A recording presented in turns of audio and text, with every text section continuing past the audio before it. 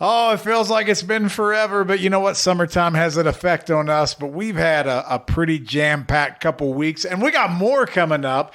This is the We Don't Know Sports Podcast. Stay tuned.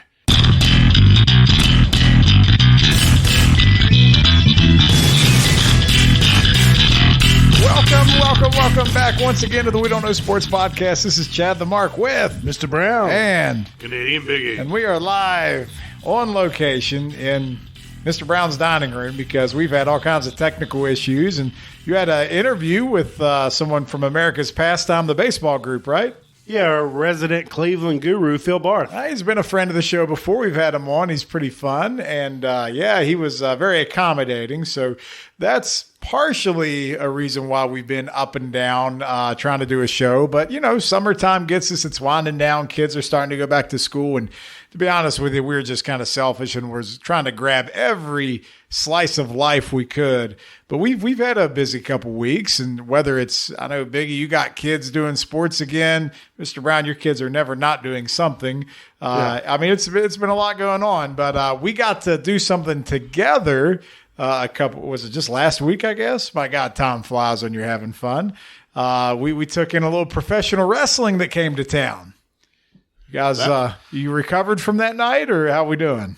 That was a good night. I was pretty excited to go when you had messaged. It's AEW, which I enjoy. I'm not a hardcore follower, but it was a live show. I thought, we'll see what we can get. When the show started out with Punk as the opener, that was pretty good. So for me, I haven't followed any type of wrestling. You would not be what I consider a wrestling fan at all. Religiously, probably for 10 years. Right. 12, maybe 15. I don't know. But you asked me to go, and I know that WWE is down. Of course, I think about Vince McMahon. Now Triple H is coming in. But I feel like AEW has been a step above as far as the in-ring stuff and everything. So I feel like AEW is a step ahead. Whether it's as popular, probably not. But they're like, Aaron Charleston, they're live. It's on TNT. And I'm like, I asked my son, Landon, I'm like, let's go. He's like, sure, let's go. First ever live show for him, and it's live on TNT. The in-ring performances exceeded my expectations by a long shot. I mean, I do watch wrestling, not as much as you guys probably think I do. I definitely probably read more than I watch. But that's why his name's Chad the Mark. That was an amazing live performance. You know, I will say it was long. You know, they're cramming, 5 hours of TV, I guess, essentially into that show. But it plus got the pre-show. The pre-show had the best women's matches. Yeah. I would have been content with just the Wednesday TNT show. Like, if we'd have left for the Friday show, I'd have been fine. Yeah, I mean, people were falling asleep, and it was just you're exhausted. You look at me when you say that. And by the time you do the main event and everything, and now you're expecting everybody to come back, like, no, it's too much. But, Kenny Omega came back. That was fun. We got to see the Young Bucks. We got to see Bryan Danielson and Daniel Garcia wrestled. That was a really good 2 out of 3 falls. I enjoyed that. And then the Punk Moxley stuff, which has been a sidebar of news in wrestling because now people think Punk has gone into business to himself, and they had their title match this week, and Punk lost in like 10 seconds to Moxley. Apparently, like they said, he was trying to quit the day we were there. He might be hurt, and I think he's going to be out longer. I don't know. You never can tell. That's the thing about it. It's always like what's real. Whatever happened to clobbering time? It's not any time recent, that's for sure. Well, the real deal is once he went to UFC, his MMA, his stock went down a little bit. Yeah, because like he's not really a badass, and he pretends to be. Like I remember, it's not like he's Brock Lesnar. No, he's only a badass when he's on the mic. I'll never forget listening to a story from Mark Henry where this was like circa 2010 maybe, and he wanted to go do the strongman competition at the Arnold Classic in Columbus. And, Vince told him he could go, but just know there's not room for the world's second strongest man here. And Mark still went, and he did, and he won, so he was still able to kind of hold that title. But, so Vince is basically saying, if you lose, your career's over. Yeah, I mean, we don't have a good storyline for the world's second strongest man, exactly. Right? That's kind of what happens. But you see these guys like a Mark Henry, Brock Lesnar, Ken Shamrock, players that's been in wrestling, to go in other avenues, and they've excelled. And CM Punk did not. Well, and maybe not jumping right into the UFC is the best move. Like you got guys like Bobby Lashley or Jack Swagger or whatever he goes by now, Jack Hager. They did MMA, but they didn't do it in the UFC. They did it in like K1 or Pride or something like that. Well, since women can now compete in men's sports, maybe he should have went up against Cyborg for his first match. Cyborg would have destroyed him. She'd have killed CM Punk. What about Amanda Nunes, who just got the title back? But either way. So when CM Punk went into the UFC, it's like that movie where Kevin James is trying to raise money for the school. Knows he's going to get killed, but he'll still get paid. I know exactly what you're talking about, but I wonder how many people know what you're talking about. Probably only other fat guys who wear delivery uniforms. You want to be Kevin James in the octagon, don't you? I'll be Kevin James anywhere. I like Kevin James. So here's the thing, though. He brought up getting paid. That was the very first part of the intro. Like CM Punk came out, and then Moxley came out through the crowd, which is amazing. The Wild Thing, which I absolutely adore. It's a great entrance song. And then Moxley looks straight at CM Punk and says, "Everyone knows why you're here. It's because you're effing broke." Yeah, they definitely took shots. That's what you love it. And then the fact that Punk may or may not have went off script or that he wanted to quit, and all, that kind of adds to it. But like, I need a payoff here, right? Like they have a pay-per-view coming up in a couple weeks. Less than 2 weeks. So if it's a good payoff, man, I'm glad we were there, and I'm glad Charleston was a stop along the way. There's been another little trip. Let's just give another shout out to America's Pastime for the Love of Baseball, the best baseball group in all of Facebook. With the biggest baseball MLB alumni on all Facebook. Yeah, and just say that is one thing, but to back it up and show how impactful that message actually is, you were able to do this past week, just a couple days ago, as you took a trip up I-79, went a little north to Pittsburgh. Yeah, I went to PNC. It was my sixth stadium this year, and I went to see the Braves and Pirates. Of course, I was hoping for an easy victory, which I got.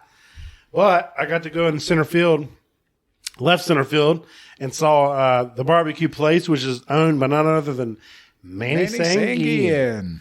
And we went by there the first time, and his chair and his table was there, and no one was there. And I was like, man, he didn't show up today. I was disappointed. Yeah. So then our second lap around the concourse, he was there, signing autographs, taking pictures, and I sat down and talked to him. And I'm like, told him who I was, and got a picture with him, and like living legend, man. It was cool. We're talking about Roberto Clemente's best friend. Absolutely. And, he's still hanging around Pittsburgh and doing his thing. And how was the barbecue? I didn't have it. I just said, man, it's no offense. I've already ate. I just want a picture. There you go. But he's still obliged. Yeah, he was cool. It's not all about that. Now, you did have a lot of Pittsburgh locals trying to turn you on to their local flair for beverage. Yeah, so I'm on vacation this week, so I traveled up early, like I like to do. I got up there at like 2:30 or 2 o'clock, and then I Ubered over to PNC from the hotel. So I was at the Mike's Beer bar at 2:30ish, and everyone else from UPS got off work at 5:30. So you're just waiting on everybody else to kind of make the rounds. Yeah, so I had a shrimp po' boy. The shrimp po' boy from Pittsburgh. I don't think of Pittsburgh as being a shrimp po' boy. No, I don't either, but there was nothing on the menu. Need I remind you, when we had the Nashville chicken in Detroit, it did not fare well. This ended well. Okay. It was a good sandwich. Just because not everybody has a po' boy, so I was fine. But like, there was no like Pittsburgh sandwich, and I've already had Primanti Brothers. I hate it. Yeah, it's a little overrated. I'm not doing that. So I ate that. I was fine. Just something to snack on. Had some IPAs. And then everybody's like, try Steel City Lager. Steel City Lager. And I'm like, what's that? They're like, ew, you got to try it. And I'm like, all right, well, if you buy it for me, I'll try it because I'm not paying for a lager. So they just kept pumping them to me, and, the rest is history. They said drink local. And then, we have another very, very fun road trip coming up. It also involves Pittsburgh, just bringing everything full circle. Biggie, how many days we got left? Is it even 7 days? 7 days. This time, 7 days from now, will be about halftime of the Mountaineers' victory over the beloved piece of crap, hated Pittsburgh. So we can sing Sweet Caroline when we get there. Oh, so speaking of that, so I was up there. I'm in my full Braves apparel. I'm at this the Mike's Beer Bar, and then they're buying me all these Steel Cities. And then I'm like, well, guys, I'm going to be up here again next week. And they're like, what do you mean? Didn't you fly in from Atlanta? I'm like, no, I'm from West Virginia. but I'm a Braves fan, and they're like, "What do you?" And I'm like, "I'm coming up for the backyard brawl." They're like, don't tell me you're rooting for WVU," and I'm like, "Absolutely." And they're like, "No more Steel Cities." They cut him off. You're done, son. Just like that. What kind of see? This is why we don't like Pitt. You see how unhospitable they can be. Like you're up there having a good time, everything was going well. Then all of a sudden you root for a different team, and they're going to be jackasses. Like and that? what was funny is like they didn't care I was a Braves fan because they knew what was coming. Right. So, You give them any glimmer of hope, and they're just crazy. like all Coming off of your Pitt's ACC defending they ACC should beat champ. us. They should, but they're not going to. They said how bad it was going to be. They said at least 2 touchdowns. At least 2 touchdowns. Well, the spread's what, 6, 7? It's a touchdown spread. Yeah. So I mean, maybe they'll cover, maybe they won't. But you know what? We go anyway because of hope, and hope is a dangerous thing, says Morgan Freeman in The Shawshank Redemption. Hope is a paralyzing state to stay in. It is, and so is West Virginia. That's what it is in general. Yes. I'm also going to quote Morgan Freeman from Bucket List. We're going to go up Thursday and we're going to witness something majestic. I love it. Absolutely. Damn, we're going to see some majestic W's. That's what's going to happen. And Neil Brown's going to save his job. That's what's going to happen. But, for all the football fans out there, hopefully you're excited for college football. I know college football is not quite as exciting with all the chaos of the transfer portal and the NIL. NIL don't bother me, but it's the fact that these kids are jumping around like crazy. But hopefully we still get to enjoy it. And it's still great, man. Like, it's not gone. It's not dead yet. It's not dead yet. I still love college football. The only thing I don't like about the NIL, I like that the kids are able to get paid because the universities make money off Absolutely. them. But you got Quinn Ewers, who just got named the starter down in Texas, who got over $1 million to play for Ohio State last year in an NIL deal, never played for them. Now he's back to Texas, which is where he went to high school football. Well, that's Ohio State's fault. Some commitment there. So once they offer that deal, they're just done. It's all guaranteed. Yeah, It depends on the language. It's like a 1099, man. It's like you're a contractor, and here's your deal. We're going to pay you to do these commercials or whatever. Like, I don't know how much does these WVU athletes get for a little general convenience store. You know what I mean? Probably not $1 million. Not as much as Huggy. I want to know how much Huggy. Jalen Bridges got for that pepperoni rolls commercial. Hey, he's got a future in not acting. I introduced Phil Barth tonight to pepperoni rolls. He didn't know what they were. People need to get out of here with that. Well, so like, how do they not know? I asked him about like if Cleveland had like a food that you could like say it's Cleveland. The Cleveland Steamer. Yeah, exactly. Oh, wait, that's right, not food. right on your Not chest. food. Not food. After taco night. No. Taco Tuesday. Yeah, this is Cleveland Steamer Wednesday. No mas. Yeah. So he's like, no, not really. And he's like, he said something about they got like named the best mustard or something. He's like, that's how bad Cleveland is. Mustard. We get on the list, and we got the best mustard. Cleveland and Detroit are a lot alike. We went to Detroit, and all we got was mom's spaghetti. So- that sucked. And in today's group text, I said, what's everybody bringing? One of the members who went with us to Detroit said, I'm bringing mom's spaghetti. And I'm just like, shut your damn mouth. Yeah, we immediately were like, shut that down. Yeah. We They don't look need to homeless relive to it. you? We don't need to relive Even it. a homeless man didn't need it. I'll set $1. Yeah, he wants the dollar. He don't want mom's spaghetti. Not vegan meatballs. It's bad when you can't give a homeless guy free food. No. He gave him the food and walked away, and the homeless man looked at him like, He gave him the he finger. said, cracker? I wanted $1. Yeah, I mean, you got to know these guys' needs out there, man. He's trying to survive, not get rabbit balls, whatever that is. Yeah. So speaking of group texts and things like that, last little thing as we talk about our summer of fun here, kind of the unofficial end of summer to us is Saturday. So what is happening Last Saturday of August. And what happens for us on the last Saturday of August for the last 20 years? This is like, what, the 23rd? Yeah, it's 23rd. 23rd Annual Hardcore Football Fantasy League. It's always an epic showcase, the showcase of the immortals, if you will. And it's gotten better the last 5 years. Yeah, we just keep upping the ante. I know we're all really excited about our entrances. I'm especially excited because the champ sits in this chair and speaks to you now as if you're on the same level as me. But you know what? I'm going to tell you right now, it's going to be a long 12 months for you guys because no matter how bad my team might be this year, I get the title, I get the championship belt, I have the strap for a rolling 12 months. Just don't help you send me all. any pictures of you, the belt, and nothing else. That's We'll exactly all be what you're good. getting. You're getting that at least in the first month. Well, you for your got first big- picture, this time Warner needs to hold the towel. There's no towels here. Yeah. It's Val Venus. You got big Hello, shoes to fill ladies. on Saturday because Harper filled that role well last year. So let's see what you got. I will tell you, he sent me a text the other day and told me he's been rubbing his one nut all over that belt, so I'm going to have to disinfect it. for All I sure. got to say is I have nothing but respect for our 7-7 champion. And I'll leave it at that. Yeah, I mean, you got to get hot at the right time. It's it's art imitating life. Just like the Cincinnati Bengals got hot at the end of the year, and they got hot in the playoffs, and they made it all the way to the Super Bowl. The only difference was I fulfilled that destiny. There's no way that fate would let That's me have why I two know things. that you'll never repeat because the Bengals won't repeat. The year you win is the year the Bengals go to the Super Bowl. I can tell you congratulations, and it worked out that way. It was Took karma, 23 was years for it to cosmic. happen. Hey, you know what?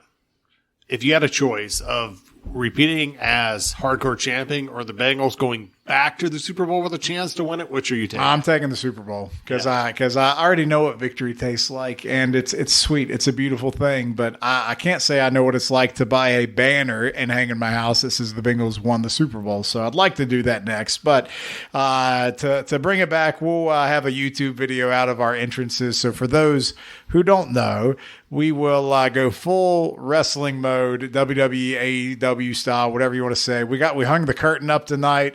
We'll be coming out to our entrance music, and we got the live mic. We got the music.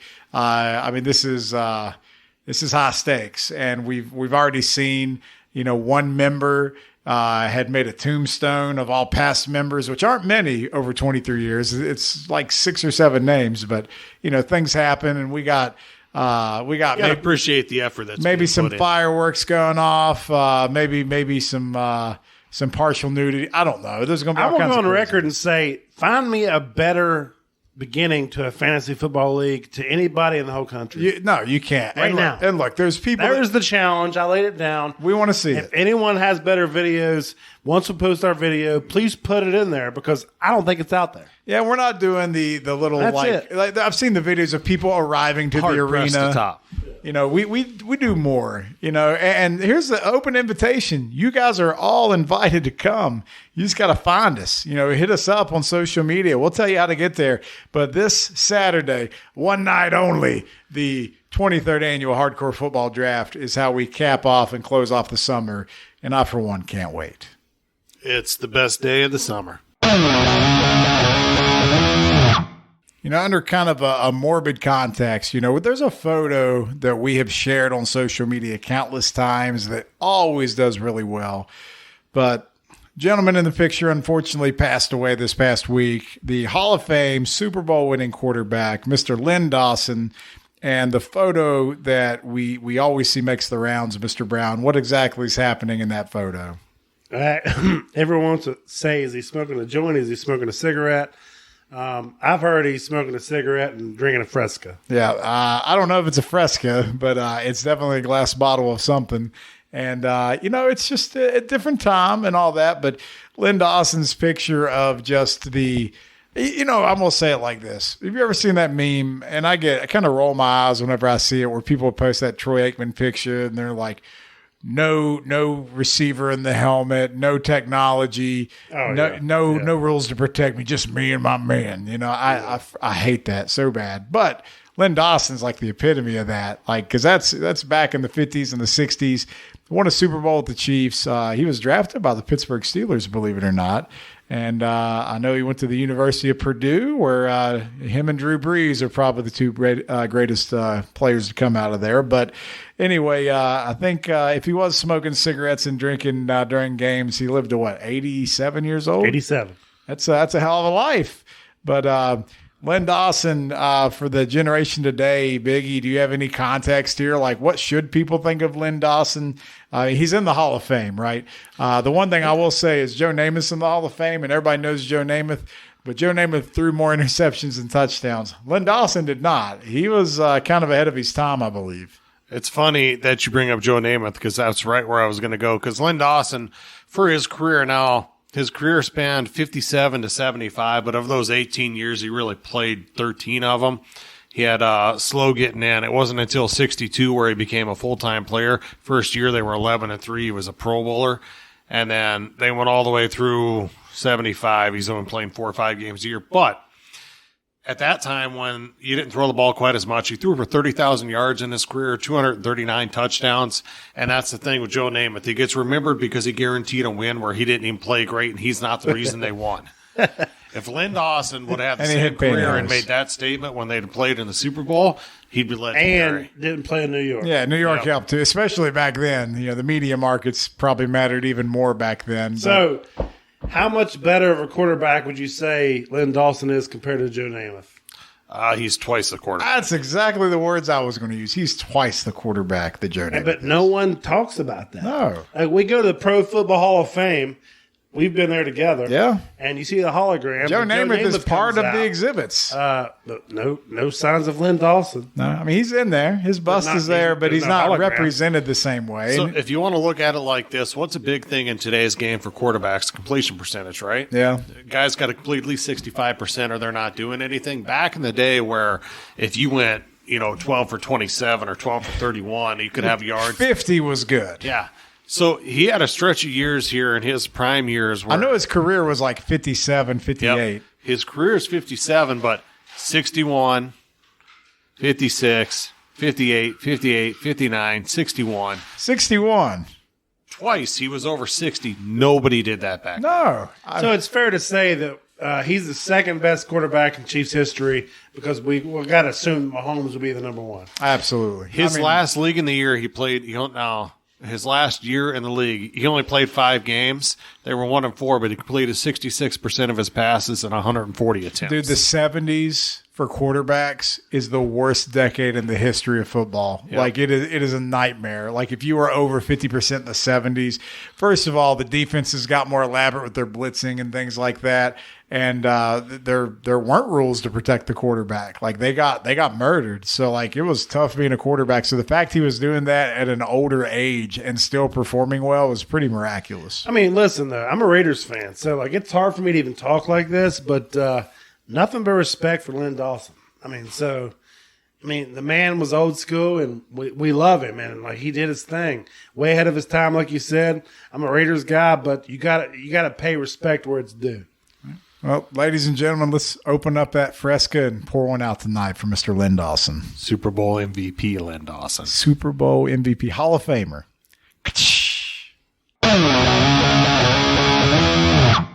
Well, if not for nothing, social media is always a good place for a good-spirited debate, and Biggie went and found maybe the coup de grace of all debates because he found a list of records that covers pretty much every sport, I think, and these are considered, unbreakable or unfathomable, or how would you best describe this list? The most unbreakable sports records. All right, so how many are on there? Is it like 10 or so? There's like 12, I think. All right, so we're going to go through these. And I think the general consensus is we think they're all pretty much unbeatable. But we're going to kind of take these in and see if they're ones that we think are definitely not going to be beatable, and then the ones that might be the most vulnerable. So we'll go through. What's the first one on the list, Biggie? First one on the list is Wayne Gretzky, and this is league MVP 9 times. Now, I was getting ready to say, first of all, I don't know much about hockey, so I might say this one's beatable, but 9 MVPs. No. Like, that's not happening. In any league. That's insane. Like, what's the next closest? I want to say Jordan with... That means in hockey, right? Or just in general? No, in any sport. Bonds, 7-time? Yeah. Or no, 6 time. How many MVPs did Bonds win? 6 or 7?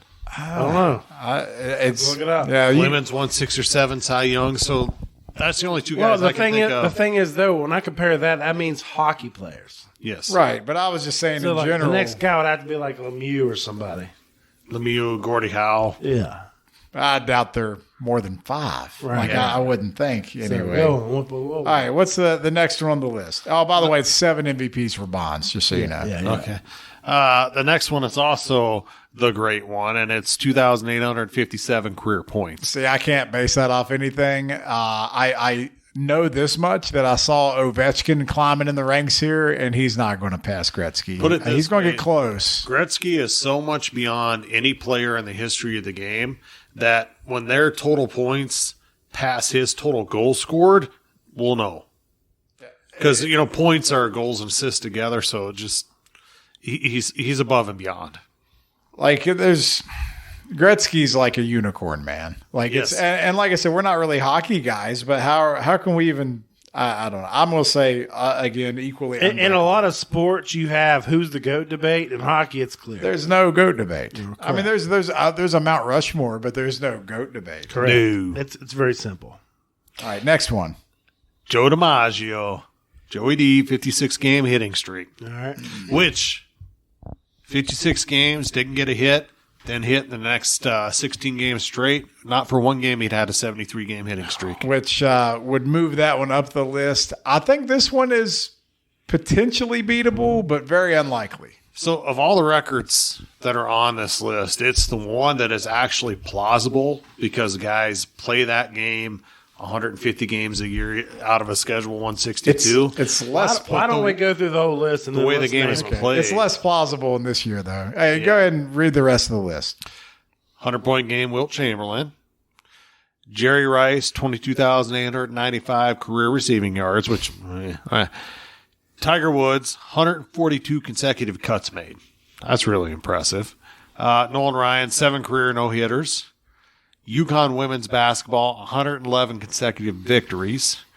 The Boston Celtics, 8 straight championships. Ricky Henderson, 1,406 career stolen bases. Kyle Ripken, 2,632 consecutive games played. Cy Young, 511 career wins. The Tampa Bay Buccaneers, the epitome of UCK, 26 straight losses. Creamsicle. And Fernando Tatis Sr., 2 grand slams in 1 inning. Honorable mention was the back-to-back no-hitters. Yes, with Tommy Vandermeer of the Reds in the 40s. So All right, go first, Jack. I'm just going to say first and foremost, baseball ones, with the way the game's played now, I think outside of DiMaggio, like I could see, again, very low, like we're saying a 1% chance, but all the other ones are less than a 0.1% chance. Like nobody's touching Cy Young, like not even close. No, we can't get guys to play 162 games. How are they going to play 2,500 games? Pick one. If there was one, you may be surprised by this one. If I had to pick one to be beatable, Pick the one that's not beatable. Cy Young. Okay. Not even. I mean, there's no way. All right. I mean, we're looking at 300 as like remarkable No, now. I'm with you there. And then if I had to go with one that could be beat, I would actually put one ahead of DiMaggio's streak. I would say it's Wilt Chamberlain's 100-point game. Ooh. As open as the game's becoming, Yes, the guy gets hot points. from beyond the arc. Points are not a premium anymore. Everybody scores, and all it takes is one selfish player to want to do that. And we saw Kobe get to 84 It's 81. or 81. But yeah, see that it? was an old Kobe because they let him do it. Right. So you're telling me that the way half the league worships LeBron, like you couldn't see that happen for him? It could be a charity case, but No, yeah. I'm not saying I think LeBron will do it. I'm You just couldn't saying. see Steph getting hot and just doing what he does in I the mean, gym. we've hitting seen Klay 35 Thompson threes. drop 40 and a quarter. Yep. So he could technically score 120, right? Like I'm just Yeah. saying, Yep. like I think 100 is the most vulnerable one. What do you think there, Mr. Brown? I agree with Cy Young at 5'11", but since he already picked that, I'm also going to go next with no one's touching Ricky Henderson. Yeah. I mean, all the baseball ones are good, but why Ricky Henderson over some of the other ones? Because no one steals anymore. Because all, it's right. against Moneyball and it's against analytics. No one wants to give that out of the way. Like, when's the last time a player stole 100 bases in a season? Before the All-Star break. Yeah. When's the last time somebody stole 60? It's been a few years. Yeah. I mean, it's a rare feat. So I agree with you on the 100-point thing, but I could also see a player doing the DiMaggio thing. It's tough, but I've seen players get to 40. Right. So what's 16 more games? Right. And I feel like somewhere along the way, someone can do it. and I bet when they do it, it's going to be a asterisk one because it'll happen over 2 seasons. You watch. Yeah. That's what will Yeah. happen. So, but you and me are kind of in the same boat. 1A, 1B, 100-point game, Joe DiMaggio. Right. So Biggie has the, insurmountable task of coming up with a third option. But Biggie, you're sitting there processing the list more than any of us because you got it in front of you. So what say you? To me, I think there's one on here that's clearly the most untouchable record outside of the baseball ones, and that's the Boston Celtics with 8 straight championships. Not in today's world of There's how no way. Yeah. Every sport today is the same with player movement. There's no way you're going to win. Come 8 on, straight. Biggie. If Jordan hadn't went to gambling for 2 years, they would have won 8 straight in the 90s. They probably would have. Well, they'd be on here instead of the Celtics. That's what I'm saying. So it is possible. No, if that would have happened, the Bulls would have got 9. To me, it's that and the UConn women 111-game win streak. I agree with that. Those, because I'm looking, and we all said the same thing. Baseball's so untouchable. I look at these 2 basketball ones, and I'm like, it will never happen. The only If thing I had to rank them, the UConn one is ahead of the Celtics one. I disagree. Because it's women It's not even that. and the parity. Just because it's over a couple seasons as opposed to 8 or 9. Well, man, you're going to sit here and tell me that Gonzaga can't still do that potentially?